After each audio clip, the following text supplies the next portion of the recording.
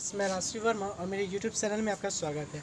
मैंने last class में बताया था द तुर्क इन्वेजन इन इंडिया, जिसमें मैंने बताया कि सप्तगिन के नेतृत्व में जयपाल को हराकर भारत में क्या किया जाता है, तुर्कों का इन्वेजन हो जाता है। ठीक है, और मैंने बताया था आप लोगों को कि सप्तगिन का ही बेटा होता है जिसका नाम होता है महमूद ऑफ गजनी।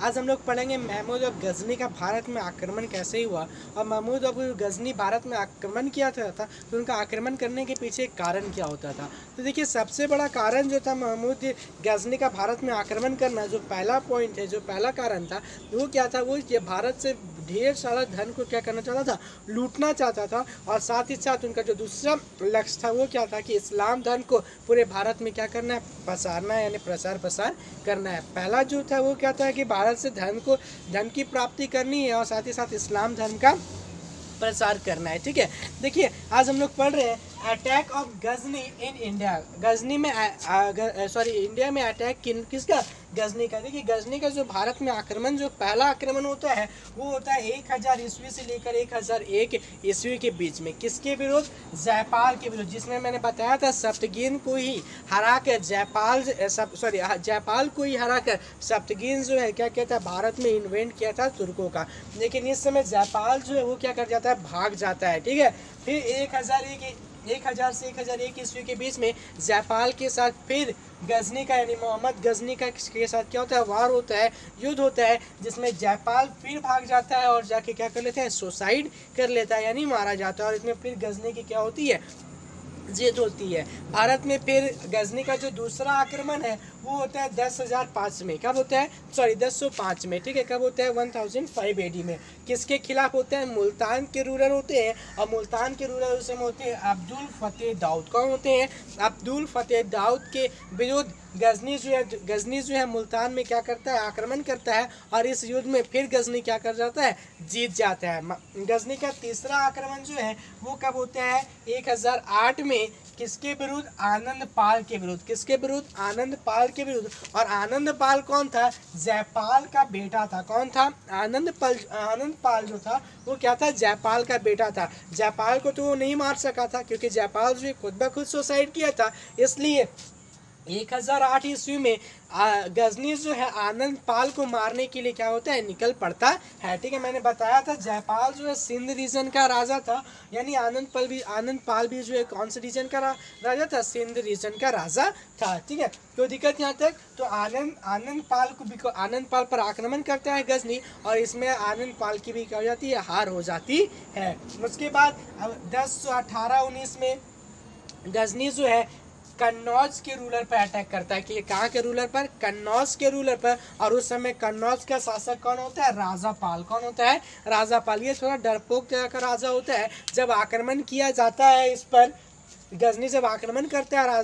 राजपाल पर, तो राजपाल क्या होता है, कन्नौज को छोड़कर क्या कर देता है, भाग जाता है। कन्नौज को छोड़कर क्या करता है, भाग जाता है। जिसके बाद यहाँ पर एक चंदेल डायनेस्टी, कौन सा डायनेस्टी, चंदेल डायनेस्टी जो है वह स्थापित की जाती है, और इसका जो शासक होता है उसका नाम होता है विद्याधर। कौन होता है, विद्याधर कहता है कि ये कैसा शासक है जो अपनी जान को, जो अपनी प्रजा का भी ध्यान नहीं रखता है, और अपनी जान को बचाने के कारण अपने देश से छोड़कर भाग जाता है। ठीक है, तो देखिए चंदेल डायनेस्टी के जो रूलर होते हैं जिनका नाम होता है विद्याधर, वो क्या करना शुरू कर देते हैं, रूल करना शुरू कर देते हैं। लेकिन तब भी गजनी जो है अभी भी कन्नौज पर आक्रमण करने के लिए नहीं छोड़ता है। और 1021 ईस्वी से लेकर 1021-22 ईस्वी के बीच में विद्याधर के ऊपर कौन अटैक कर देता है, गजनी। लेकिन विद्याधर जो है थोड़ा चालाक बंदा था, वो क्या गजनी के साथ विद्याधर जो है गजनी के साथ मिलकर क्या कर देता है,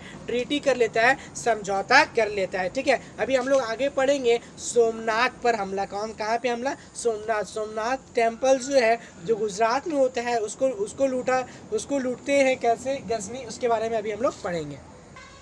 देखिए, अभी तक का जो सबसे इम्पॉर्टेंट जो अटैक होता है भारत में वो होता है 1025 में। जो गजनी डायनेस्टी के जो रूलर है मोहम्मद गजनी, उनका जो सबसे इम्पॉर्टेंट इन्वेंट जो होता है, इम्पॉर्टेंट अटैक जो होता है भारत में, वो कब होता है, 1025 AD में, 1025 ईस्वी में।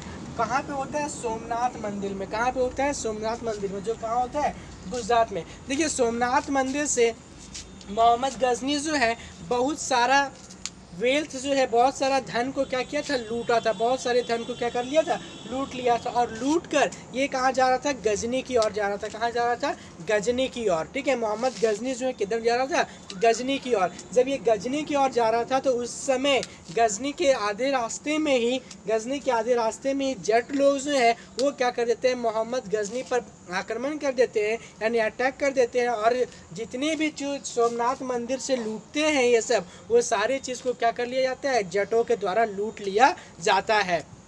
ठीक है, इसके बाद गजनी जो है 1027 ईस्वी में बदला लेने के लिए जटों पर क्या कर देता है, आक्रमण कर देता है। 1027 ईस्वी में गजनी जो है बदला लेने के लिए सोमनाथ टेम्पल से जो वो सामान लूट के लेके जा रहा था गजनी, जिसे रास्ते में जटों ने लूट लिया था, उससे बदला लेने के लिए गजनी जो है 1027 ईस्वी में जटों पर क्या कर देता है, आक्रमण कर देता है। और भारत में गजनी का जो लास्ट आक्रमण होता है वो कब होता है, 1027 ईस्वी में। कब होता है, 1027 ईस्वी में। 1027 ईस्वी में जटों के खिलाफ ही भारत पर लास्ट इन्वेजन होता है। किसका, मोहम्मद गजनी का। मोहम्मद गजनी जो है भारत में लगभग 17 बार अटैक किया था। कितना बार अटैक किया था, लगभग 17 बार गजनी जो है भारत में क्या किया था, अटैक किया था। ठीक है, और उसके बाद गजनी की जो मृत्यु होती है वो कब हो जाती है, 1030 ईडी में। कब हो जाती है, 1030 ईस्वी में मोहम्मद गजनी की मृत्यु हो जाती है। और बहराम शाह जो है गजनी डायनेस्टी का लास्ट रूलर होता है। और इसके बाद अफगानिस्तान में गोर डायनेस्टी का इस्टेब्लिश होता है, यानी गोर डायनेस्टी जो है स्थापना होता है। देखिए, आज हम लोग पढ़े गजनी के बारे में, जिसमें मैंने बताया गजनी का जो पहला एम जो था भारत में वो क्या था कि सबसे ज़्यादा वेल्थ को लूटना, धन को लूटना।